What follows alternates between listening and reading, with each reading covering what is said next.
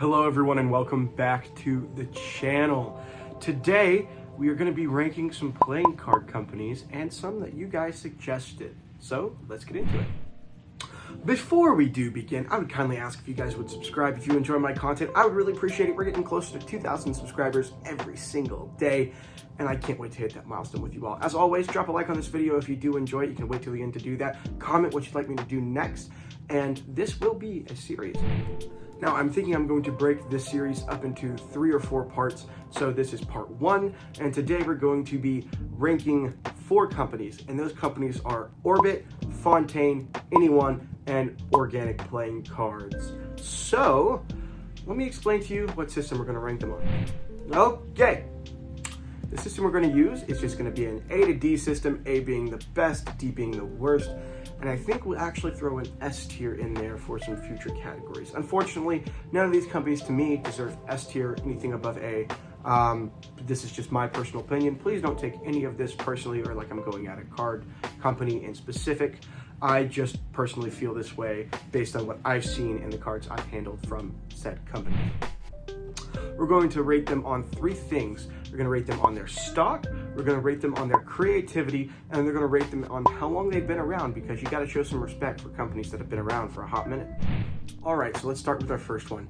Anyone Worldwide. Now, Anyone decks have come a long way from just simple recolors to a little bit more fascinating designs as of late. Not something they do a lot, and their collaborations are fairly limited in the design aspect. However, they have been around for quite a long time and are founded by a great group of cardists as well. Personally, I think that they are just the king of recolors. I'd say 80% of their decks are literally just their name and a color or a dot like these. But then again, they always sell out every time. Everybody always buys their decks. So maybe they're doing something right. Maybe it's just a hype brand. Let me know down in the comments below. But for this card company, I'm going to go ahead and give them a B+. Oh, but now you're like, oh, but what about Fontaine's? Oh, all they do is recolors. Fontaine is next, okay?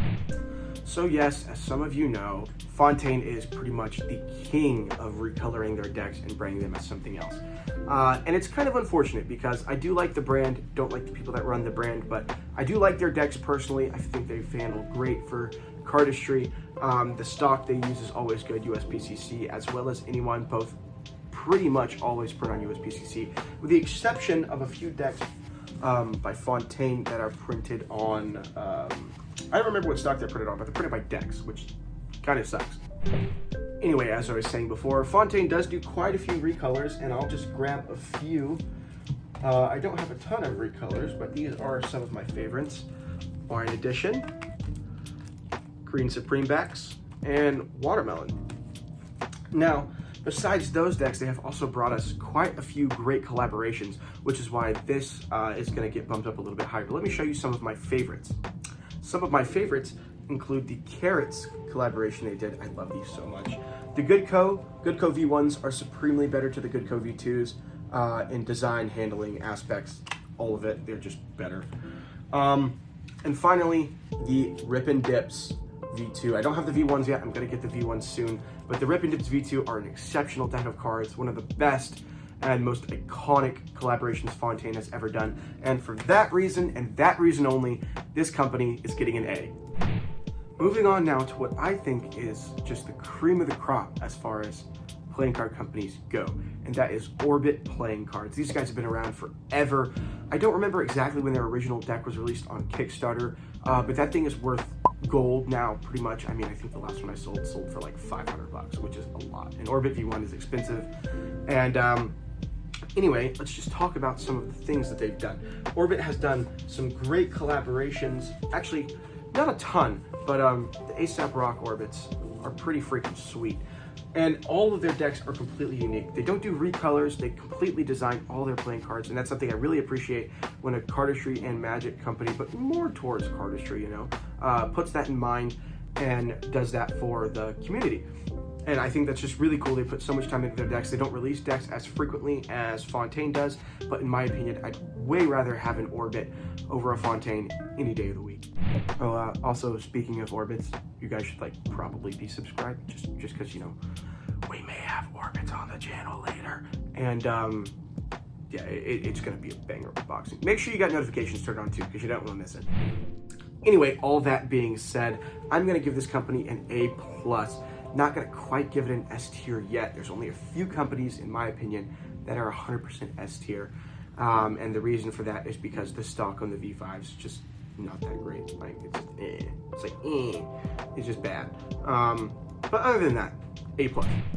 All right, ladies and gentlemen, the last card company we're going to be ranking today is Organic Playing Cards. If you guys remember some of my old videos, I used to love Organic Playing Cards, and I had so much of their stuff, but then I realized that I don't like a lot of their decks. It's just true. This is personal opinion. I think most of them handle great. I love that they print their stock with USPCC, as everyone should, unless it's Cardamone. Cardamone's okay. If you print with EPCC, okay? Print anywhere in Taiwan? No. No. I'm looking at you, Lotus in Hand. Stop it. Anyway, I do love a lot of their decks, but some have not grown on me as much as others. Like the Corn deck or the recent Cereal deck. It's just it's not that great, it's just it's gonna, but decks I do love are the Peeler series, and I love the Squeezer series. I actually did buy a Peelers before, which will also be in the unboxing, so, I'm giving away too much already, but make sure you subscribe, okay? Now, although I do love a lot of OPC decks, the fact that I only love a few series, besides, a couple other outliers, I am going to have to go ahead and give this deck a B. It is the lowest ranking company on this list. I would have given it a C, but the Peelers saved them. Cam, if you're watching this, you probably aren't, but no hate to you, dude. It's just my personal opinion. As always, these are just my opinions. I don't feel super strongly about a lot of things all the time. By the way, most of my channel is satire, so if I'm going super hard on a company, just know I really don't care about it that much. It's just for you guys, because you guys rock. You guys help me get to 2K, and I always appreciate each and every one of you that decides to subscribe to my channel and watch my videos. That being said, ladies and gentlemen, here are the final rankings for these playing card companies. Let me know what you thought down in the comments below. I'd love to see what you guys like me to rank next. This was kind of the bigger cardistry brands, and I know I could have thrown Lotus in Hand in there or something like that. I'll do a whole nother episode for other brands later on. Thank you all so much for watching. I appreciate you all. If you're not already subscribed, please do so. It helped me out a lot. Like this video if you did happen to enjoy it, and I'll see you guys on the next one. I'm the Wooden Cardist. Peace out.